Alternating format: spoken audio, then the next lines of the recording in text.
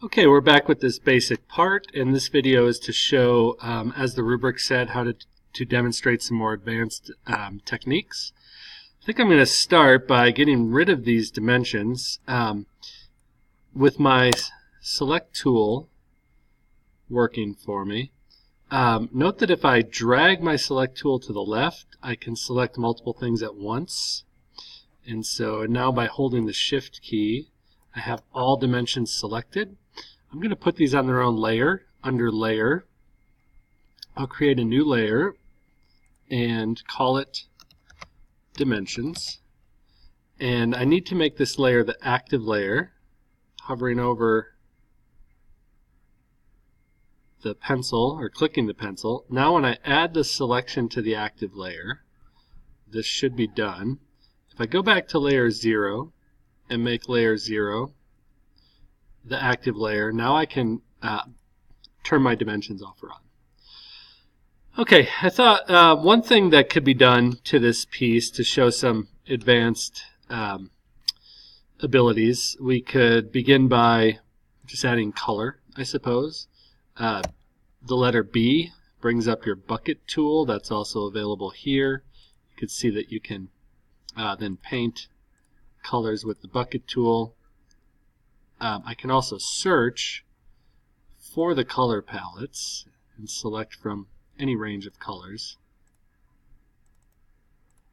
So I can just move around,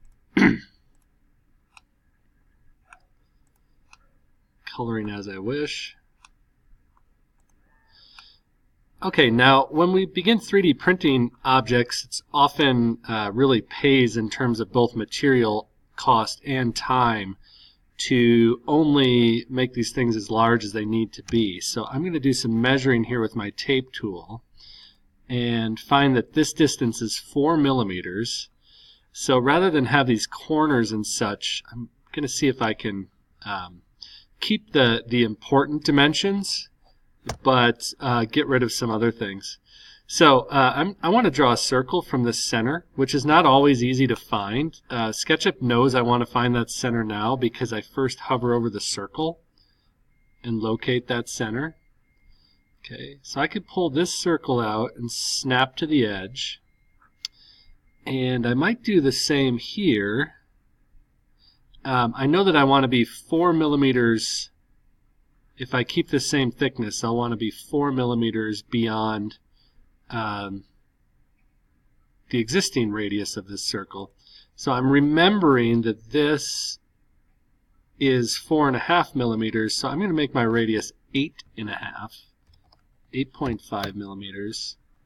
And I have no idea what I just did. So it looks like I may need to use my arrow keys.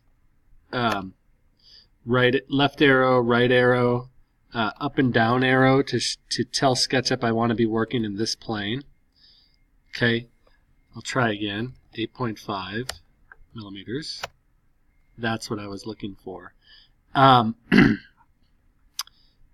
Okay, I think I need to use my line tool, that the shortcut is L, to connect these circles. Looking at what's going on here, this isn't exactly a way to find the tangent or something, but just eyeballing this I think is going to work fine. You can see where I don't want to use that point but would prefer to use this point. Okay, by the way, the number of segments can be modified. Okay, now if I use my eraser tool or just hit the E button, I can delete these lines.